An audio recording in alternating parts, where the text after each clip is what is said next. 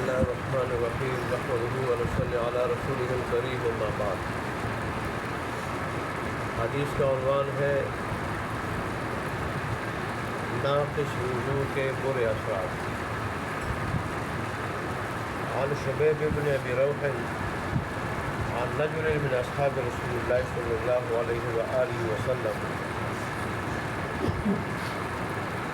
ان رسول الله صلى الله عليه وسلم صلى صلاة الصبح فقرأ الروم فالتبس عليه فلما صلى قال ما بال أقوام يصلون معنا لا يحسنون الطهور وإنما يلبس علينا القرآن أولئك.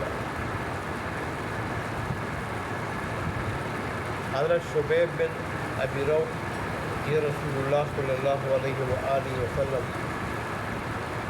کے صحابی سے حدیث نقل کرتے ہیں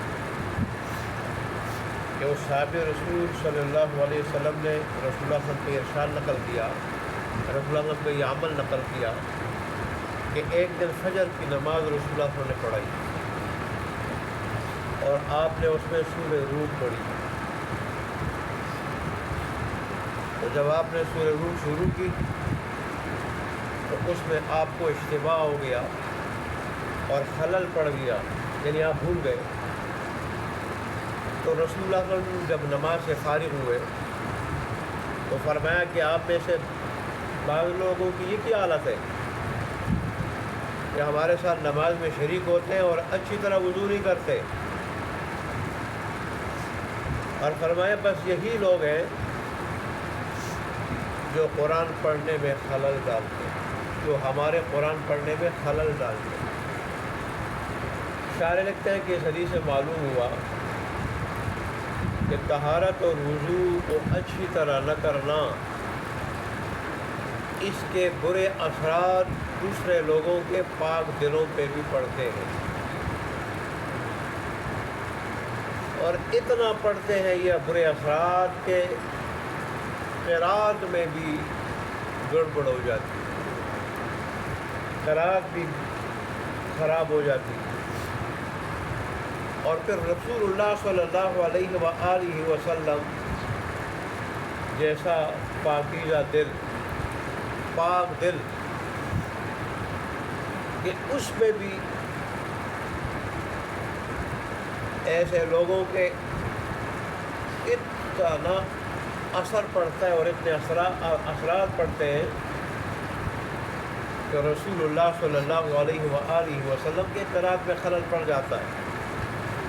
تو ہم عوام کس شمار میں ہیں، کس قطار کے شمار میں ہیں. یہ تو آگے فرماتے ہیں کہ صرف ہمارے گناہوں کو جو زنگ ہے، جس کی تہیں چڑھ گئی ہمارے دلوں پہ، ہمیں اس کا احساس نہیں ہوتا. ورنہ حدیث سے وضاحت کے ساتھ یہ بات معلوم ہو گئی کہ دلوں پہ دوسرے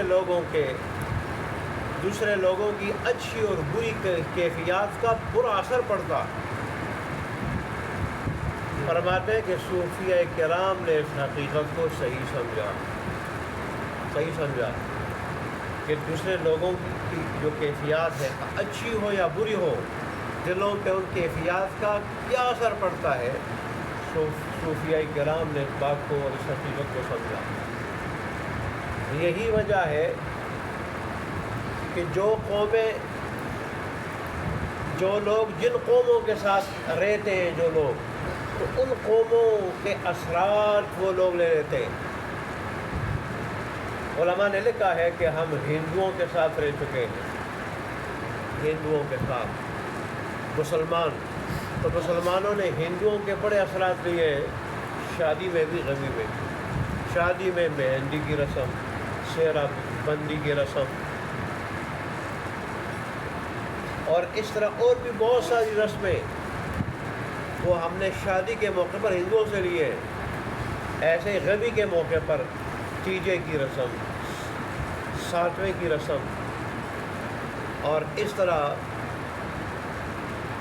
چالیسویں کی رسم. اور خود کہتے بھی رسم قل، رسم چیلم، اور پھر جو ہے نا خاص کھانا تیسرے دن سامنے رکھ کے اس پہ سورہ فاتحہ وغیرہ پڑھنا اور پھر اس کو باعث برکت سمجھنا، اس کو جو ہے نا کھا لینا، یہ ساری کی ساری رسمیں ہیں اور تکلفات۔ جیسے بنی اسرائیل فرعون کی غلامی میں 5 صدیاں جب وہ رہ چکے اور وہ اس کو شام کو پوچھتے تھے، فرعونی لوگ، مصر کے لوگ سانپوں کو پوچھتے تھے، وہ گایوں کو پوچھتے تھے، وہ گایوں کے بچڑوں کو پوچھتے تھے، اور اسی طرح جو ہے نا بیل کو پوچھتے تھے۔ تو 5 صدیاں ان کے ساتھ رہ کے بنی اسرائیل میں اس کے وہ اثرات پیدا ہوئے کہ اللہ کا نبی موجود ہے، 2 نبی موجود ہے، ہارون علیہ السلام بھی، موسیٰ علیہ السلام بھی، دونوں نبی موجود ہیں۔ اور پھر اللہ نے آنکھوں سے دیکھتے ہوئے ان کے جانی دشمن اور بدترین دشمن فرعون، بلکہ سارے فرعونیوں کو، ان کے 13 لاکھ تو لشکر تھا اور ٹوٹل وہ 60 لاکھ تھے، 7 بازاری لوگ جو مل گئے تھے بنی اسرائیل کو پکڑنے کے لیے، ٹوٹل 60 لاکھ تھے، 13 صرف لشکر تھا 13 لاکھ کا۔ سب کو اللہ نے بنی اسرائیل کی آنکھوں دیکھتے سمندر میں ڈبو دیا۔ یہ سارے کچھ انعامات اللہ تبارک و تعالیٰ نے کیے، اور اس کے باوجود انہوں نے کیا کیا کہ بچڑے کو معبود بنانے کا۔ کیوں؟ 5 صدیاں رہ چکے تھے فرعونیوں کے ساتھ، اور ان سے یہ اثرات لے لیے۔ علماء نے تو یہاں تک لکھا ہے کہ انسان جو جانوروں کے ساتھ رہتے ہیں ان جانوروں کے اثر بھی لے لیتے ہیں۔ عرب کے لوگ اونٹوں کے ساتھ رہتے ہیں، اونٹوں میں غصہ ہے تو عرب کے لوگ بھی غصے والے ہوتے ہیں، غصے والے۔ ایسے ترکی کے لوگ زیادہ تر گھوڑوں کو پالتے ہیں، گھوڑوں کا گوشت وہ کھاتے ہیں، تو ان میں اس کے اثرات ہیں۔ تو جس جانور کے ساتھ انسان رہتا ہے تو اس کے اثرات لے لیتا ہے، اور اس طرح جو ان کا گوشت کھاتا ہے۔ انگریز خنزیر خور ہے، خنزیر میں بے شرمی ہے، بے حیائی ہے، گندگی خوری ہے، گندگی خوری، تو وہ گندگی انگریز بھی کھاتے، انگریز بھی بے شرم ہے، بے حیا ہے، سکھ بے شرم بے حیا ہے کہ وہ خنزیر کھاتے ہیں۔ انسان جس کے ساتھ رہتا ہے اور جو خوراک کھاتا ہے وہی اثرات اس کے اندر آتے ہیں۔ اس لیے تو اللہ نے خنزیر کو اور ان ساری چیزوں کو، مردار وغیرہ کو حرام قرار دیا ہے جس کے برے اثرات ہیں۔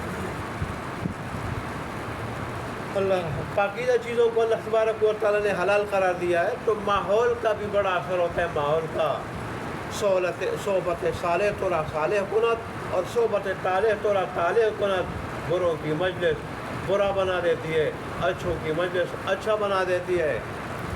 اس لیے ہمیں چاہیے کہ ہم اللہ کے نیک بندوں کے ساتھ رہیں، نیک لوگوں کے ساتھ رہیں، اٹھے بیٹھے ان کے ساتھ معاملات کریں، ان کے ساتھ تعلقات رکھیں، ملنا جلنا آنا جانا ان کے ساتھ رکھیں، کھانا پینا، ظاہر ہے ان کے اچھے اثرات ہمارے اوپر ہوں گے، نیک بنیں گے، اور پھر قیامت کے دن بھی ان کے ساتھ کھڑے رہیں گے۔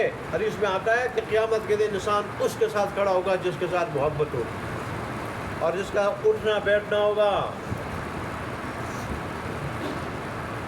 آگے میں نے مسواک کی اہمیت اور فضیلت میں بات کرنی تھی، لیکن بات لمبی ہو گئی، چلے انشاءاللہ زندگی رہی تو کل مسواک کی اہمیت اور فضیلت پہ بات ہوگی کہ مسواک کے کیا فوائد ہیں، مسواک کے دنیاوی کیا فوائد ہیں اور مسواک کے اخروی کیا فوائد ہیں، مسواک سے ایمان کو کیا تقویت پہنچتی ہے۔